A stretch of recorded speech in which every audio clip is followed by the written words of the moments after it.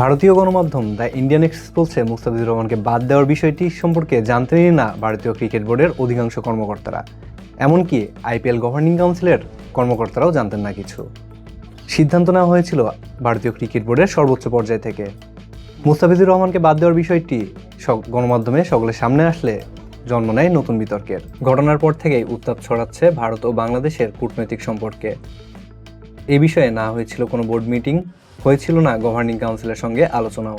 বোর্ডের একাধিক কর্মকর্তারা বলেন তারা মুস্তাফিজের বাদ পড়ার বিষয়টি জানতে পারেন সংবাদ মাধ্যমে ছড়িয়ে পড়ার পর থেকেই। তাদের থেকে কোনো মতামত বা পরামর্শও নেওয়া হয়নি। ভারতীয় ক্রিকেট বোর্ডের সর্বোচ্চ পর্যায় থেকে কলকাতা নাইট রাইডার্সকে সরাসরি নির্দেশ দেওয়া হয় মুস্তাফিজকে ছেড়ে দিতে।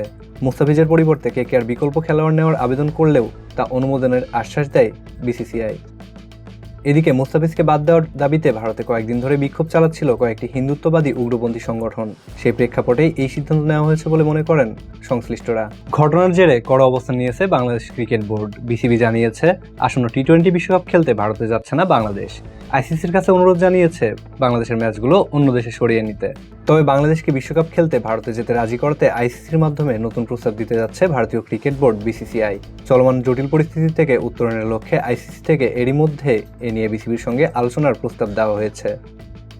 আইসিসির মাধ্যমে বাংলাদেশ দলকে বিসিসিআই ভারতে রাষ্ট্রীয় পর্যায়ে নিরাপত্তা দেওয়ার প্রস্তাব দেওয়া হলেও নিজেদের সিদ্ধান্ত বদলাবে না বিসিবি। বাংলাদেশ ক্রিকেট বোর্ডের এক শীর্ষ কর্মকর্তা জানান সরকার থেকে নিষেধ থাকায় সিদ্ধান্ত বদলানোর সুযোগ নেই। এছাড়া বাংলাদেশে আইপিএল সম্প্রচার অনির্দিষ্টকালের জন্য বন্ধ ঘোষণা করা হয়েছে।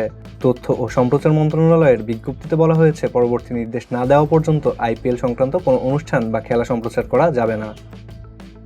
সব মিলিয়ে মুস্তাফিজুর রহমানকে ঘিরে নেওয়া এই সিদ্ধান্ত শুধু ক্রিকেট নয়, প্রভাব ফেলছে কূটনৈতিক অঙ্গনেও। পরিস্থিতি এখন কোন দিকে যায়, নজর ক্রীড়াঙ্গন ও রাজনীতি মহলের দুদিকেরই।